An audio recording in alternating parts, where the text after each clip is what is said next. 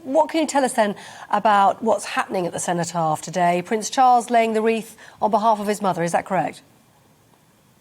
Well, technically he's laying it on behalf of the nation, for his mother. Of course, she can't do that anymore. She will be at the balcony at the Foreign and Commonwealth Office. Really, I think it's essentially down to the stairs and steps involved and walking backwards amongst the things you have to do. That she decided that the Prince of Wales for the last few years has been the main representative at the event, and of course she then would be watching on from the balcony. He'll be joined by other senior members of the royal family who will also lay wreaths at the cenotaph. Robert, all eyes will be on the Queen today, her first public appearance in almost a month after she was ordered to rest by doctors last month. And it's also a particularly significant event for her as well, isn't it? Because she lived through World War II.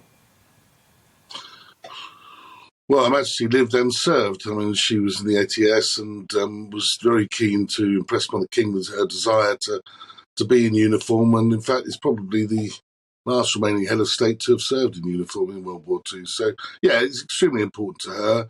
I'm sure she'll have very poignant memories too, because, of course, the loss of her husband in April. He was a veteran who served in the Royal Navy and with distinction and was mentioned in dispatches over the Battle of Matapan. And so, look, it's going to be quite emotional, I think, for her. And I wouldn't be surprised if we see her wipe away a tear, because it'll be quite an emotional occasion. And in terms of the other royals in attendance today, Robert, is it correct that Prince William will be there? Yeah, Prince William will be there. And in fact, you'll see him stepping up over the last few months, actually, it feels like a more senior role for him. I mean, it's essentially, we have a monarchy in transition at this moment, and really, the Queen is not as active as she would probably like to be.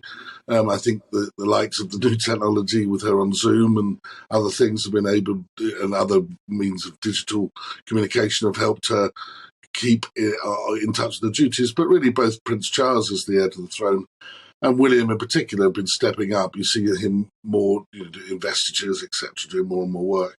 And so, and really, that's the way it's going to be, I think, going forward. I mean, the Prince of Wales is heading straight off after his birth and after the cenotaph, to Jordan and Egypt, where effectively is carrying out a state visit on behalf of the Queen in those two countries, the first royal tour for a couple of years, and that's where I'm speaking from, actually. So in Jordan, ahead of that major visit. Yeah, tell us a bit more about why you're there in Jordan.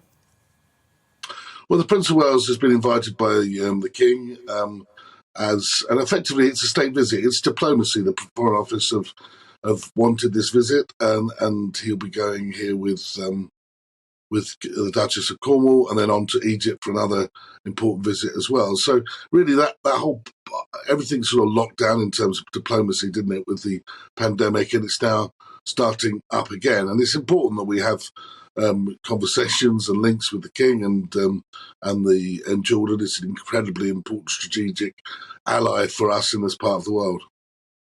Robert Jobson from Jordan, thank you very much indeed.